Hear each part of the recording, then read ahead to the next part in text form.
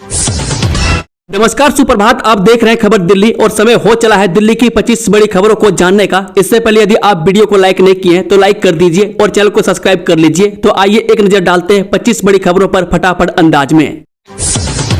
दिल्ली को मिलेगी आधुनिक बायोमेडिकल वेस्ट ट्रीटमेंट सुविधा, मंत्री मनजिंदर सिंह सिरसा का ऐलान। राजधानी दिल्ली को जल्दी 2 नए और आधुनिक बायोमेडिकल वेस्ट ट्रीटमेंट प्लांट मिलने वाले हैं। पर्यावरण मंत्री मनजिंदर सिंह सिरसा ने दिल्ली प्रदूषण नियंत्रण समिति को इस दिशा में पारदर्शी और समयबद्ध टेंडर प्रक्रिया शुरू करने के निर्देश दिए हैं। मंत्री का कहना है कि यह परियोजना न सिर्फ दिल्ली की मौजूदा जरूरतों को पूरा करेगी बल्कि आने वाले वर्षों के लिए भी सुरक्षित और अस्थायी समाधान मुहैया कराएगी। दिल्ली सरकार स्कूलों में लाएगी राष्ट्रनीति, आरएसएस से लेकर सुभाष चंद्र बोस पर भी होगा चैप्टर। दिल्ली सरकार ने अपने स्कूलों में एक नया शैक्षिक कार्यक्रम राष्ट्रनीति शुरू करने का ऐलान किया है। इस कार्यक्रम के तहत बच्चों को न सिर्फ स्वतंत्रता सेनानियों और लोकतांत्रिक मूल्यों के बारे में पढ़ाया जाएगा बल्कि राष्ट्रीय स्वयंसेवक संघ यानी कि आरएसएस और उससे जुड़े नेताओं के योगदान को भी शामिल किया जाएगा। शिक्षा मंत्री आशीष सूद ने पुष्टि की है कि कोर्स का ड्राफ्ट तैयार किया जा रहा है। उन्होंने कहा कि आरएसएस के इतिहास, प्रमुख नेताओं और सामाजिक गतिविधियों को इस पाठ्यक्रम में पढ़ाया जाएगा। यह उतना ही महत्वपूर्ण है जितना अन्य राष्ट्रीय विषय और इसे पढ़ाने में कोई आपत्ति नहीं होनी चाहिए। दिल्ली सरकार पहली बार बनाएगी राज्य का आधिकारिक लोगो, 1800 डिजाइन में से होगा चयन। दिल्ली सरकार ने पहली बार दिल्ली का आधिकारिक लोगो तैयार करने की प्रक्रिया शुरू कर दी है। उद्देश्य दिल्ली की ऐतिहासिक धरोहर, सांस्कृतिक विविधता, विकास यात्रा और आधुनिक शासन प्रणाली को एक प्रतीक के रूप में पेश करना है। सरकार का कहना है कि यह लोगो राष्ट्रीय राजधानी को एक विशिष्ट पहचान देगा और उसे एक मजबूत ब्रांड के रूप में स्थापित करेगा। दिल्ली के संजय झील पर खुलेगा खास रेस्टोरेंट, मिलेगी शराब की भी मंजूरी। जानिए पूरी जानकारी। दिल्ली के त्रिलोकपुरी में स्थित संजय झील परिसर अब और भी आकर्षक होने वाला है। दिल्ली विकास प्राधिकरण ने इस खूबसूरत मनोरंजन स्थल पर एक शानदार रेस्टोरेंट खोलने की योजना बनाई है। यहाँ न लोग शानदार भोजन को चख पाएंगे बल्कि परिवार और दोस्तों के साथ क्वालिटी टाइम बिताने का नया ठिकाना भी बनेगा। बता दें कि डीडीए के अधिकारियों के मुताबिक यह नया रेस्टोरेंट 535 वर्ग मीटर के निर्मित क्षेत्र और लगभग 800 वर्ग मीटर के खुले बैठने की जगह के साथ तैयार किया जाएगा। इसे एक निजी एजेंसी द्वारा संचालित किया जाएगा जिसे शुरुआत में 3 साल का लाइसेंस मिलेगा। अगर प्रदर्शन शानदार रहा तो इसे 2 बार और 3 साल के लिए बढ़ाया जा सकता है। एटीएम्स, खाने की दुकानें, first aid room, Delhi Dehradun expressway पर मिलेगी ये सुविधाएं। जब भारतीय राष्ट्रीय राजमार्ग प्राधिकरण जल्दी दिल्ली देहरादून एक्सप्रेसवे के दिल्ली खंड यानी कि सेगमेंट पर नए पार्किंग स्थल और विश्राम सुविधाएं विकसित करेगा। ये सुविधाएं अक्षरधाम जंक्शन से लेकर उत्तर प्रदेश सीमा तक बनाई जाएंगी। अधिकारियों ने यह जानकारी दी है। एनएचएआई ने कहा कि इन सुविधाओं को प्रदान करने का उद्देश्य लंबी दूरी की राजमार्ग यात्रा को सुरक्षित और सुविधाजनक बनाना है। दिल्ली में प्रॉपर्टी खरीदना होगा और महंगा, सरकार की इस योजना से आएगा बड़ा बदलाव। जी हां, दिल्ली सरकार सर्कल रेट में बदलाव करने की योजना बना रही है जिससे संपत्ति खरीदना महंगा हो सकता है। संभागीय आयुक्त की अध्यक्षता में एक समिति गठित की गई है जो बाजार के अनुसार रिपोर्ट तैयार करेगी। कृषि भूमि का सर्कल रेट 2008 से और कॉलोनियों का 2014 से नहीं बदला है। सरकार ने जनता से सुझाव मांगे हैं। इस कार्य को पूरा करने के लिए संभागीय आयुक्त की अध्यक्षता में एक समिति गठित की गई है। यह समिति बाजार की स्थितियों और संपत्ति की कीमतों के आधार पर एक रिपोर्ट तैयार करेगी जिसका इस्तेमाल सर्कल रेट में संशोधन के लिए किया जाएगा। दिल्ली में कृषि भूमि के सर्कल रेट 2008 से और कॉलोनियों के सर्कल रेट 2014 से नहीं बढ़े हैं। इस सभी स्कूलों में होंगे प्रहरी क्लब, 2027 तक दिल्ली को नशा मुक्त बनाने का लक्ष्य। दिल्ली के सभी स्कूल अब नशा मुक्त समाज बनाने की दिशा में काम करेंगे। शिक्षा निदेशालय ने स्कूलों में वॉचडॉग क्लब बनाने के निर्देश दिए हैं। ये क्लब नशा मुक्ति के दूत बनेंगे और नस्ली दवाओं के दुरुपयोग को रोकने में मदद करेंगे। दिल्ली सरकार का लक्ष्य 2027 तक दिल्ली को नशा मुक्त बनाना है जिसके लिए यह एक महत्वपूर्ण कदम है। बता दें कि राजधानी के सभी स्कूल अब नशा मुक्त समाज की नींव रखेंगे। इस पहल के तहत शिक्षा निदेशालय ने सभी सरकारी, सहायता प्राप्त और निजी स्कूलों में वॉचडॉग क्लब बनाने के निर्देश दिए हैं। इन क्लबों के छात्र न केवल नशा मुक्ति के दूत बनेंगे बल्कि स्कूल परिसर और उसके आसपास नस्ली दवाओं के दुरुपयोग को रोकने में भी सक्रिय भूमिका निभाएंगे। दिल्ली के विरासत को दिखाने के लिए एमसीडी शुरू करेगी हेरिटेज वॉक। इतनी सुविधाओं के साथ कर सकेंगे भ्रमण। ये दिल्ली नगर निगम इस महीने से दिल्ली की विरासत को दर्शाने वाली हेरिटेज वॉक शुरू करेगी, जो मार्च तक चलेगी। इसमें शाहजहानाबाद द्वारा अशोक के शिलालेख और फारसी भाषा पर प्रदर्शनियां शामिल होंगी। लंबी दूरी के लिए ई बाइक का उपयोग होगा। वॉक मुक्त है, लेकिन कुछ पर्यटक स्थलों पर शुल्क लगेगा। 11 अक्टूबर को फारसी भाषा पर एक सेमिनार भी आयोजित किया जाएगा। बता दें कि एमसीडी के एक वरिष्ठ अधिकारी ने बताया कि लंबी दूरी की वॉक के लिए ई बाइक का इस्तेमाल किया जाएगा। अधिकारी ने आगे बताया कि यह walk Kashmiri gate, Delhi gate और तुर्कमान गेट जैसे अन्य गेटों तक की जाएगी। इन वॉक से जुड़े इतिहास और विशेषताओं के बारे में जानकारी देने के लिए विशेषज्ञों को भी आमंत्रित किया जाएगा। दिल्ली के यमुना रिवर फ्रंट पर घूमना होगा और मनमोहक डीडीए 9 एकड़ भूमि पर लगाएगा फूल। दिल्ली में यमुना रिवर फ्रंट पर उपराज्यपाल बीके सक्सेना के निर्देश अनुसार एक फूलों का मैदान विकसित किया जा रहा है। में डीडीए द्वारा यमुना वाटिका परियोजना के तहत लगभग 9 एकड़ भूमि पर फूल लगाए गए हैं, जिनमें स्थानीय और आयातित प्रजातियां शामिल हैं। गीता कॉलोनी पुल से गुजरते हुए ये रंग बिरंगे फूल दिल्ली वासियों को एक मनमोहक दृश्य प्रस्तुत करेंगे, जिससे पर्यटन को बढ़ावा मिलेगा। पिछले 2 वर्षों में दिल्ली के वायु प्रदूषण के पूर्वानुमान रहा बेहद सटीक, CEEW की रिपोर्ट में खुलासा। जी हां, CEEW के एक अध्ययन में दिल्ली की वायु प्रदूषण पूर्वानुमान प्रणाली को बेहतर बताया गया है। पिछली 2 सर्दियों में बहुत खराब वायु गुणवत्ता वाले दिनों की 80% से अधिक भविष्यवाणियां सटीक थीं। वायु गुणवत्ता पूर्व चेतावनी प्रणाली ने भी गंभीर प्रदूषण वाले दिनों की भविष्यवाणी करने की क्षमता में सुधार किया है। विशेषज्ञों ने जनता का विश्वास मजबूत करने के लिए प्रणालियों के विस्तार का सुझाव दिया है। ऊर्जा, पर्यावरण एवं जल परिषद द्वारा जारी एक अध्ययन में दिल्ली की वायु प्रदूषण पूर्वानुमान प्रणाली को बेहतर बताया गया। अध्ययन के अनुसार पिछली 2 सर्दियों में बहुत खराब और उससे ऊपर वायु गुणवत्ता वाले दिनों की भविष्यवाणियां 80% से अधिक सटीक रही है। ग्राहकों को बेहतर सेवा देने के लिए डीडीए का नया प्लान, विभाग ने इन लोगों की होगी नियुक्ति। दिल्ली विकास प्राधिकरण अपनी ग्राहक सेवा हेल्पलाइन को बेहतर बनाने के लिए पेशेवर नियुक्त करेगा। वर्तमान में हेल्पलाइन का प्रबंधन डीडीए के अधिकारी करते हैं। ग्राहकों को बेहतर सेवा देने के लिए कॉल सेंटर सेवा प्रदाता यानी कि CCSP की नियुक्ति की जा रही है। हेल्पलाइन पर प्रतिदिन लगभग 2000 कॉल आते हैं, जिनके बढ़ने की उम्मीद है। कॉल सेंटर संचालन हिंदी और अंग्रेजी में कुशल होंगे। बता दें कि डीडीए अधिकारियों ने बताया कि त्वरित जानकारी प्रदान करने और ग्राहकों की संतुष्टि में सुधार के लिए प्राधिकरण एक कॉल सेंटर सेवा प्रदाता की नियुक्ति पर काम कर रहा है। बाढ़ ने यमुना में क्रूज की सवारी पर फेरा पानी, अब नवंबर में नहीं शुरू की जा सकेगी सेवा, आगे बढ़ाई योजना। जी हां, यमुना में आने वाली बाढ़ के कारण क्रूज सेवा की शुरुआत में देरी हो रही है। पहले यह सेवा नवंबर में शुरू होने वाली थी, लेकिन अब इसे अगले साल जनवरी तक के लिए स्थगित कर दिया गया है। जगतपुर से सोनिया विहार तक यमुना में यह सेवा शुरू की जाएगी, जिससे पर्यटन को बढ़ावा मिलेगा। इस परियोजना में कई सरकारी एजेंसियां शामिल है। बता दें कि पर्यटन के विकास के तहत जगतपुर यानी कि शनि मंदिर से सोनिया विहार तक करीब 6 किलोमीटर तक यह सेवा शुरू होनी थी। पहले चरण में 2 क्रूज यमुना में उतारे जाने थे।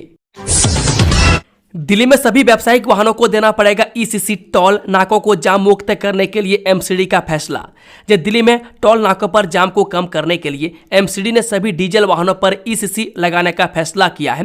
पहले आवश्यक वस्तुओं और खाली वाहनों को छूट मिलती थी। यह निर्णय सुप्रीम कोर्ट के निर्देश पर लिया गया है। इस कदम से जाम कम होने और राजस्व बढ़ने की उम्मीद है, लेकिन परिवहन संघ ने इसे व्यापार विरोधी बताया है। अब यह रियायत नहीं मिलेगी।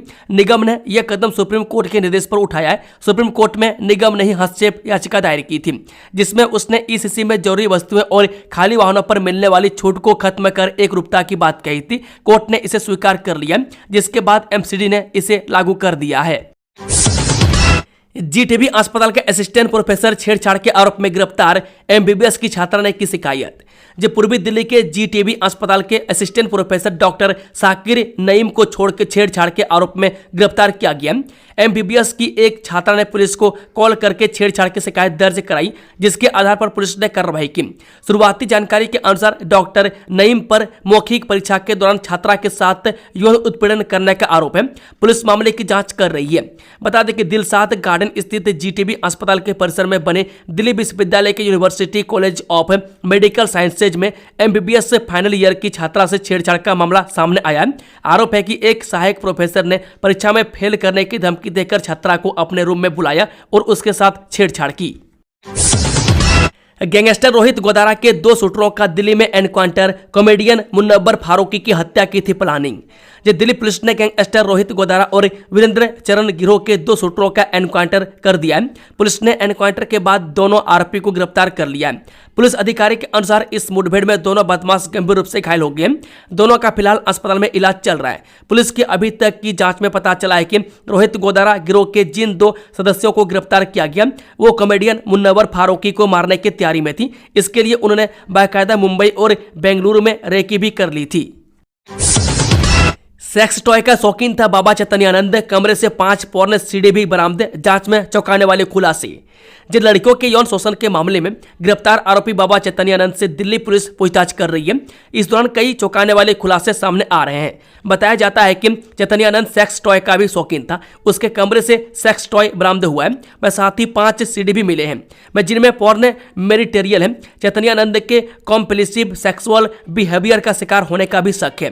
दिल्ली पुलिस बुधवार को बाबा को आश्रम में उसके कमरे में लेकर गई थी। पुलिस को तलाशी के दौरान 3 फोटो भी मिली जिनमें वो प्रधानमंत्री मोदी, अमेरिका के पूर्व राष्ट्रपति बराक ओबामा और यूके के एक अन्य नेता के साथ दिख रहा है। ये तीनों फोटो फर्जी है। शास्त्रीय गायक पंडित छन्नूलाल मिश्रा का लंबी बीमारी के बाद निधन, मिर्जापुर में ली अंतिम सांस। जब प्रधानमंत्री मोदी के 2014 में प्रस्तावक रहे पद्म विभूषण पंडित छन्नूलाल मिश्रा का मिर्जापुर स्थित उनकी बेटी के आवास पर निधन हो गया। उनकी बेटी नम्रता मिश्रा ने इसकी पुष्टि की है। गुरुवार सुबह 4:15 बजे उन्होंने अंतिम सांस ली। 89 वर्ष की अवस्था में उन्होंने दुनिया को अलविदा कह दिया। बता दें कि आज दोपहर बाद वाराणसी के मणिकर्णिका घाट पर उनका अंतिम संस्कार किया जाएगा। वह सुबह 10 बजे उनके बनारस स्थित पैतृक आवास पर दर्शन के लिए सब लाया जाएगा।